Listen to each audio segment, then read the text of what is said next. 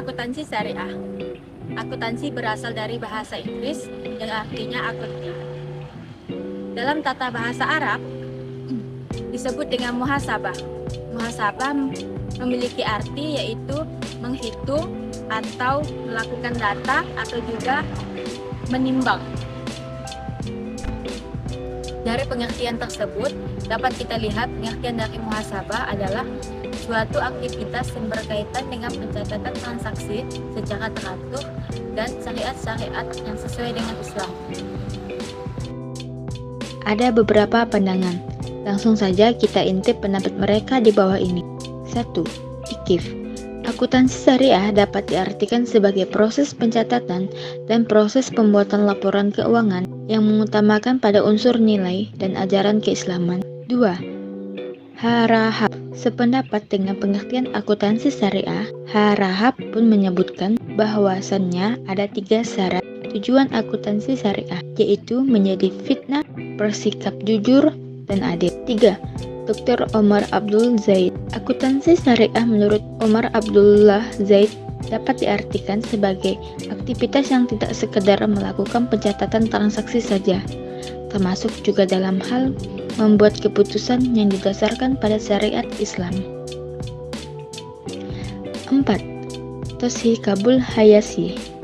Sementara Toshih Kabul Hayasi mendefinisikan akuntansi adalah konsep hukum syariat yang aturannya berasal dari Tuhan, ataupun tujuan dari akuntansi syariah yaitu perusahaan atau organisasi tersebut memiliki tanggung jawab sosial dan memiliki etika secara akhirat.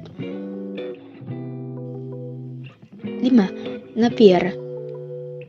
Berbeda lagi dengan pandangan Napier, di mana akuntansi syariah adalah pencatatan dan laporan akuntansi yang mencerminkan ketauhidan dalam menjalankan segala ketentuan yang ada Allah berikan.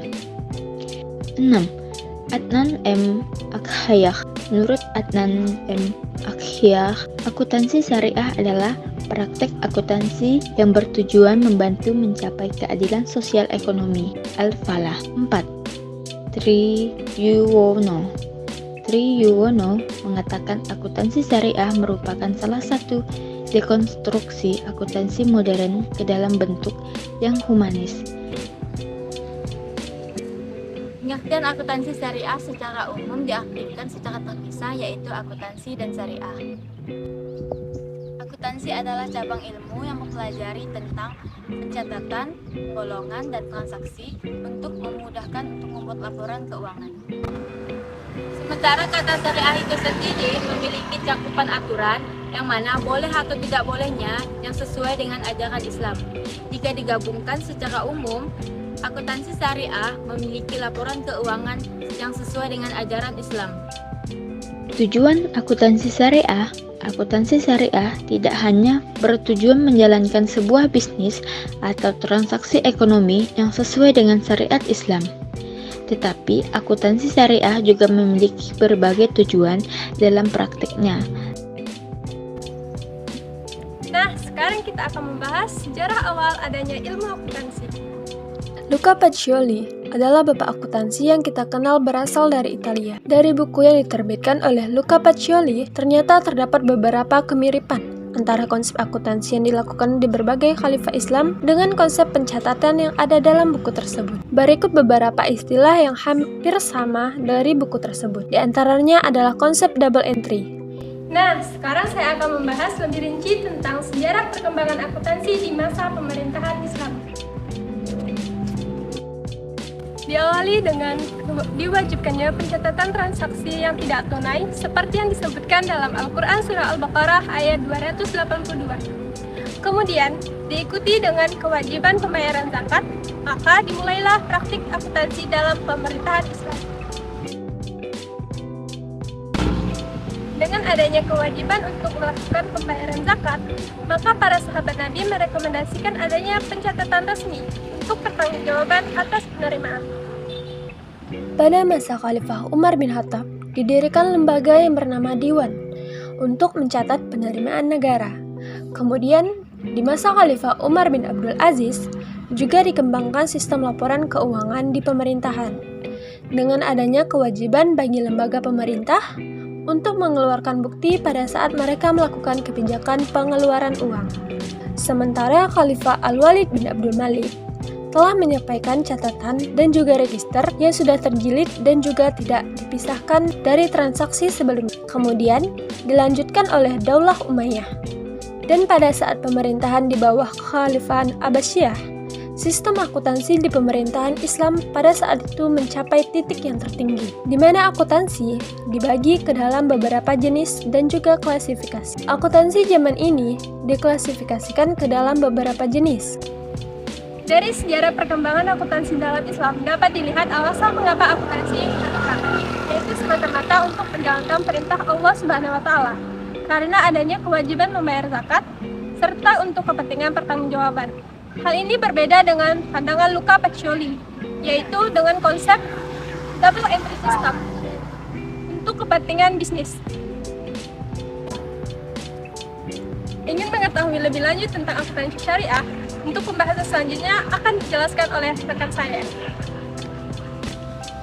Baiklah, sekarang kita akan membahas lebih lanjut tentang pengembangan konsep akuntansi syariah.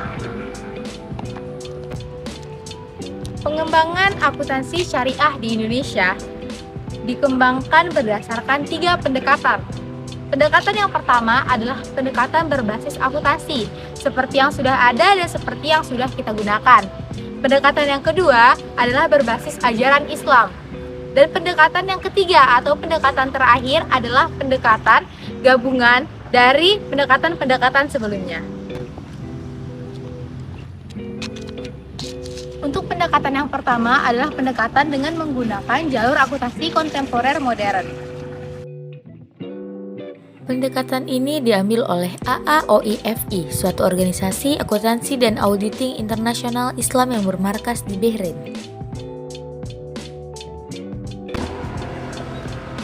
Sistem ini banyak dipergunakan oleh berbagai bank syariah yang ada di lingkungan internasional. Meskipun begitu, pandangan ini banyak tidak disetujui oleh beberapa kalangan. Menurut mereka, akuntansi syariah itu harusnya sesuai dengan syariat Islam yang ada di dalam Al-Quran. Selain pendekatan ini, muncul lagi pendekatan yang lainnya yang berbeda dari pendekatan sebelumnya. Pendekatan ini bernama pendekatan deduktif. Pendekatan deduktif ini lebih menekankan pada tujuan agar akuntansi sesuai berjalannya dengan agama Islam. Pelopor dari pendekatan ini di Indonesia adalah Profesor Iwan Triyuwono dari Universitas Brawijaya, serta Profesor Ahyar Adnan dari UII Jogja. Mereka berpikir bahwa akuntansi syariah bisa berkembang dari pemikiran ini, menyatakan bahwa konsep ini merupakan konsep yang paling baik dalam rangka pengembangan akuntansi syariah. Salah satu yang mendukung konsep ini adalah Dr. Arika Mayanti dari Universitas Brawijaya Malang. Meskipun itu juga terdapat beberapa pandangan lain yang tidak setuju dengan pendekatan ini karena dianggap tidak praktis. Selain kedua pendekatan ini, juga terdapat pendekatan lain, yaitu yang dinamakan dengan pendekatan hibrid atau gabungan. Setelah kita membahas adanya 3 jenis pendekatan yang ada, yaitu yang pertama pendekatan induktif, pendekatan deduktif, dan yang terakhir adalah pendekatan hibrid atau pendekatan gabungan. Nah, sekarang waktunya kita membahas awal mulainya akuntansi syariah masuk ke Indonesia. Yuk! Sejarah akuntansi syariah tidak lepas dari sejarah berdirinya bank pertama kali yang berasas syariah di Indonesia. Bank syariah pertama kali di Indonesia adalah Bank Muamalat dari negeri jiran Malaysia.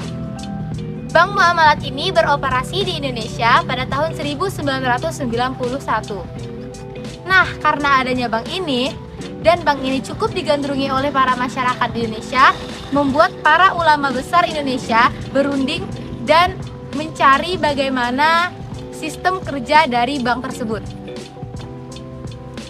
Nah, pertanyaannya, siapa sih sosok para pemikir Islam di Indonesia tersebut? Mereka adalah Ikatan Cendekiawan Muslim Indonesia yang bergabung bersama MUI, IAI, dan BI untuk berunding membicarakan sistem apa sih yang dipakai oleh Bank Muamalat dari negeri Malaysia tersebut.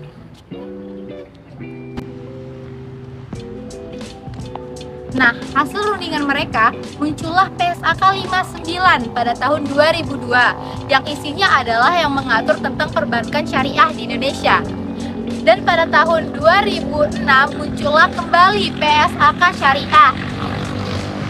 Tidak lama kemudian, terjadinya tumpang tindih antara PSAK 59 dengan PSAK syariah.